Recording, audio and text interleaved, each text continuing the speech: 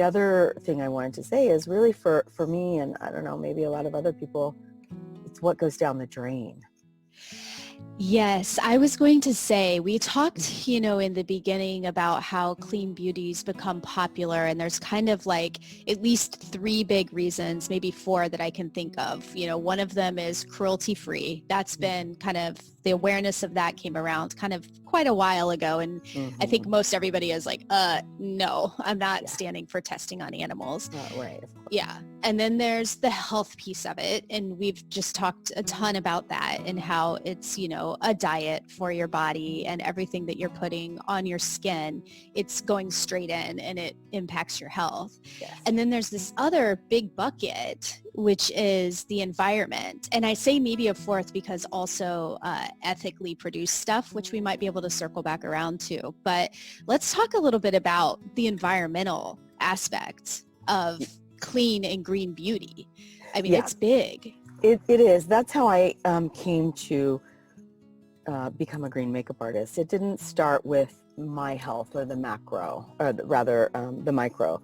I always say there's a macro and a micro component, the macro being the environment, micro being the individual. It started with the environment for me. And then I realized, people are really worried about their health, and it does affect your health. That's when I got more involved with the EWG. And it's essentially, we're closed circuit. Everything that goes down the drain, the toilet, ends up in our crops, so our produce, and also in the meat industry, in our livestock.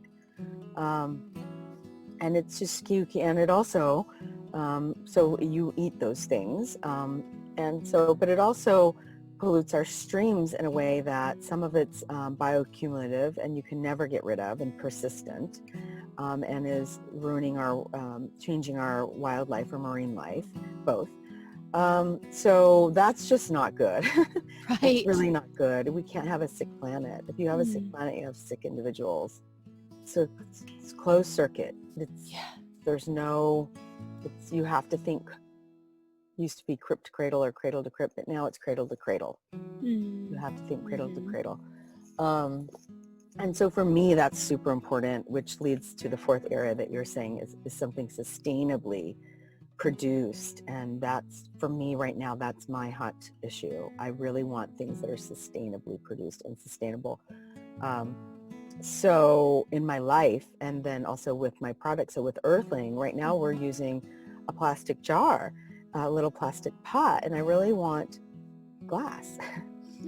But I need to have more money to make it glass, because I'm just doing a couple hundred orders at a time. And you need to order larger quantities from my manufacturer for them to slip in to substitute a glass. I see. Okay. So I'm struggling with that. I'm like, do I want to launch like that? Because that's not how I want to launch. But then it's like, it'll get me out the door, and then I can change later. But that doesn't feel right for me for some reason. It's hard. Like, sometimes there's not an answer, right? I mean, I deal with the same thing on the clothing side. I mean, our clothing is all sustainably, made, but the packaging, it's like, okay, it's so hard. And when you're making at small quantities, and it just keeps driving the price up. And so you're constantly trying to balance, how do I make this affordable for people so that I can sell enough to then be able to make it more sustainable? And it's just this really hard balance constantly. And we need VC money. Yeah, right. It's like you need like a huge, don't want that, but like a huge investor. Yeah. But I do think that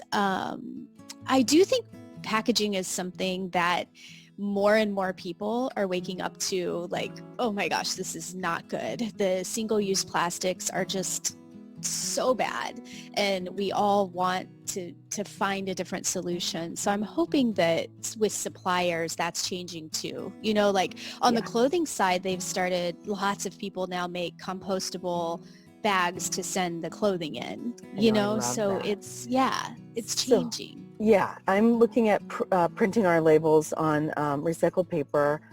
I know that's one thing I could probably do. It doesn't create the best labels though. They're not really weatherproof, waterproof. So that's a bit of a struggle. Still working on that. I definitely have compostable mailers, which is great. All this drives my price up. So I really want to be a value priced product, but it will still be value priced to some degree, but not nearly the way I wanted to price it, as low as I want to price it. I want to make it super affordable for everyone. So I'm really tired of people who need it most not being able to access it because it's just too expensive. Teenagers and at-risk youth and things like that. Loans and at-risk youth. So it's a huge problem.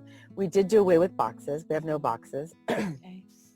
But you still need to make it attractive. So what we're not doing in boxes, we're doing on labels. So it's really hard. So that drives up the price. And then I'm looking for a shrink wrap sleeve that's compostable because you have to have it sanitary. It has to be locked in some way. Oh, I see. Okay. So maybe one of those that you just sort of peel off or okay, something like that. It's got to be sanitary and tamper proof. So there's that. But it's an ongoing thing. It won't be perfect when I go out the door, but it'll get better. And it's an ongoing thing, I think, for years. I mean, you will probably find, or you probably already are finding the same thing. A lot of the stuff I was asking for 3-4 years ago from my suppliers, it was kind of like, we've thought about that, but we just can't afford to do that. And now they're really offering it and even like leading with it in a lot of their advertising. So I do think things are changing very quickly.